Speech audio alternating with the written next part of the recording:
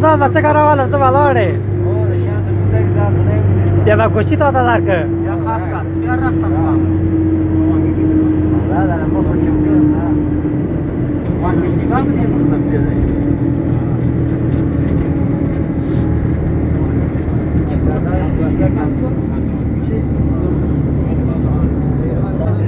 چیشکی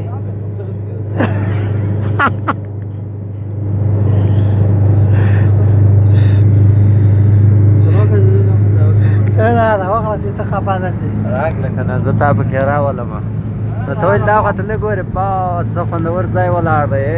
ځای ته وګوره حال ته د ماما ډېر ظلم راسره کوي کوم یو دا هغه ماما ده نه دا بیا یو دم پاسه دا ولاړېږي بیا تک شه ستا ځای څنګه دی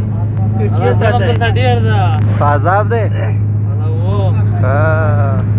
رسېدلی دوی لار نه ده پاته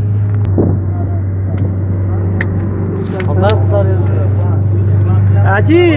څنګه حالات یې ښه نه ده شله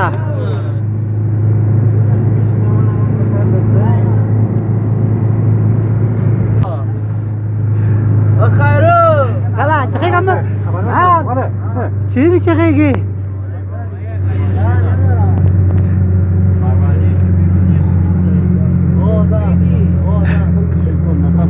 احمد ګل چغېږي دا موټر حالات تانډو الله الله دختر 18 ساله را سعی کن با خدا سعی کنه